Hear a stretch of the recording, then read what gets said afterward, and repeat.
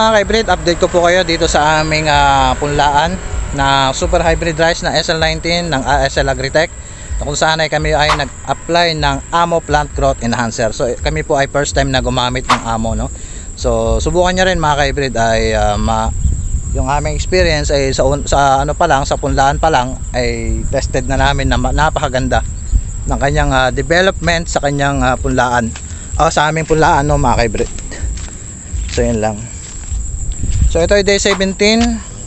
So 2 days na lang. Ito ay 2 days o 3 days.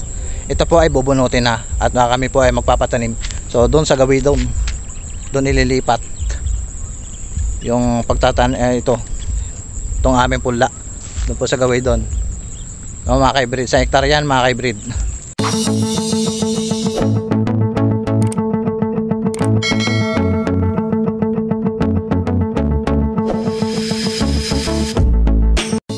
Ang araw mga ka-hybrid, Lakbay Farm Vlog, nagbabalik muli sa aking YouTube channel. At kung bago ka lang sa aking YouTube channel, huwag mo kalimutang mag-subscribe, pa-hit na rin po ang notification bell para lagi po kayong updated sa mga bagong uploads at mga videos ko.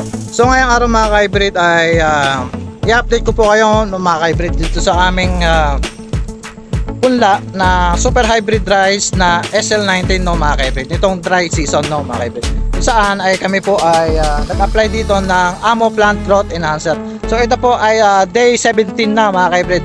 So yung nakarang araw ay kami po ay nag-apply ng nag-spray ng Amo Plant Growth Enhancer, no mga ka-hybrid. So ngayon makikita natin ngayon dyan yung resulta at development ng aming in-apply na Amo Plant Growth Enhancer, no mga ka-hybrid. So marami na rin nakapagsubok nito, no mga ka-hybrid. So sa amin ay first time po namin tong in-spray dito sa aming punla, at tignan nyo naman, napakaganda naman po yung kanyang development, yung kanyang pagtubo, tapos yung mga nakikita nating herbicide, talagang wala ka makikita rito. Ngayon titignan natin ngayon yung kanyang suhi, kung talagang napakaganda na, no mga ka-hybrid. So syempre gusto ko rin i-share sa inyo yung aming experience na pag-apply namin ng Amo Plant Growth Enhancer, no mga ka-hybrid. Yung una, nag-apply kami, ay hinalo namin sa pinagbabaran ng punla ay ng binhi. Tapos yung day 15, so ngayon day 17. So nung nakarang araw ay nag-spray kami day 15. Ito na po yung resulta ngayon, no mga ka-hybrid.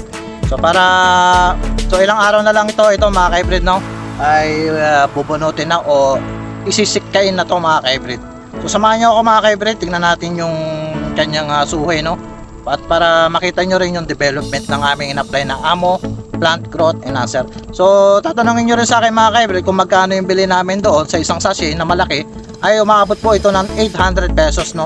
Good for 1 hectare na po yun mga ka-hybrid, no mga ka-hybrid. Tapos ay didivide na lang po namin yon sa kada 18 days, 35 days, 45 days, yung mga ganun, every 10 days ang pagitan, no mga ka-hybrid. So ngayon yung instruction na ginawa sa amin, yun po yung pinakita na i-demo namin ngayon, no mga ka-hybrid. So ngayon nandito pa rin tayo ngayon sa punlaan, no, day 17. So papakita ko sa inyo mga ka-hybrid yung kanyang development. So tara, samahan nyo po ako. Tara, let's go! So what's up mga ka-hybrid, ay ito na po yung aming punlaan ng super hybrid rice na SL19, no. So makikita nyo dyan yung green na talaga, napakaganda na po yung kanyang pag-grow up ng kanyang suhi, no, o mga puno niya mga ka-hybrid. Ayan, no, magaganda na. So pagdating dito makikita nyo talagang maganda yung epekto ng Amo Plant Growth Enhancer. Ayan, no, ganda ng punlaan na ano na to, oh. Day 17 to mga ka-hybrid. So mga 2 days na lang to ay bubunutin na. Ito tayo rito sa gilid, no. Tingnan mo naman yung kanyang suhi, no mga ka-hybrid, no? Talagang nag-ano na siya. Ayun, no, ganda ng kanyang development. So ganyan, no, oh, ganda ng kanya, oh.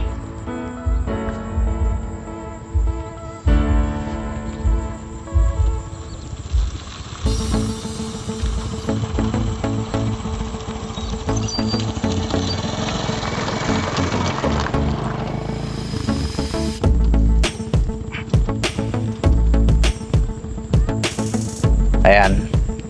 So dati gumamit kami ng Crop Giant. Ngayon subukan naman namin yung Amo Plant Growth Enhancer, no? Foliar. So ayan, tingnan nyo. So compare dun sa aming tinanim noon, mas maganda yung tindig niya ngayon. Kasi pagka kayo po ay nagbabad na may amo na, may protection na po yan. Hindi na po may laban na po ito sa sakit, no mga ka-hybrid. Pagka kayo po ay nag-spray ng nagbabad, sinamahan nyo ng Amo Plant Growth Enhancer. So samahan nyo pa ng spray, ini-spray nyo yan, ay talagang matibay na ito sa sakit, no mga ka-hybrid. So maganda yung pagkakaano namin dito, no? Apply namin ng Amo Plant Growth Enhancer. Una babad, tapos ika 15 days nag-spray kami nito. So yan. So ika 7 days nag-apply kami ng ammonium sulfate. Ito na yung kinalabasan. Ganda na mga ka-hybrid. So titingnan natin, no? Kasi hindi ko na kayo na-update dun sa pag-i-spray kasi may busy tayo, no mga ka-hybrid. Hindi natin na ano dahil nag-i-spray sila ng mga tanghaling tapat. Yan. Pero dito sa gawin dito, hindi pa masyado na ano. Hindi pa masyado nag-ano buha pantay dun sa kanyang original na laki niya, yung height niya, no. Ayun, no, napakaganda. Pero sa gawin doon ay talagang napakaganda na, mga ka-hybrid. So, punta natin sa gilid para makita niyo yung epekto, yung development ng amo. Ayun, no, ganda. Walang damo. Makikita mo kaagad dito, napakalinis. Depende kasi yan sa area, no, yung pagpupundaan. Kung talagang maganda yung pagkakaararo, no. Ayan. Sa pangsulyap. So mga 2 days na lang po ito, mga ika 19 days, 2 days yan, 19 days o ika 20 days ay ito ay pupunutin na. So i-update ko po kayo kung ilang days po ang aming pagbubunot dito, no. So yun na mga ka-hybrid, update ko po kayo dito sa aming punlaan na super hybrid rice na SL19 ng ASL Agritech, kung saan ay kami ay nag-apply ng Amo Plant Growth Enhancer. So kami po ay first time na gumamit ng Amo, no. So subukan nyo rin mga ka-hybrid ay yung aming experience ay sa ano pa lang, sa punlaan pa lang ay tested na namin na napakaganda ng kanyang development sa kanyang punlaan, sa aming punlaan, no mga ka-hybrid. So yun lang. So ito ay day 17. So 2 days na lang. Ito ay 2 days o 3 days. Ito po ay bubunutin na at kami po ay magpapatanim. So doon sa gawin doon nililipat yung itong aming punla. Ito po sa gawin doon, no, mga ka-hybrid. Sa hektar yan mga ka-hybrid. So yun na mga ka-hybrid, maraming pong salamat sa inyong suporta. Ingat po at God bless.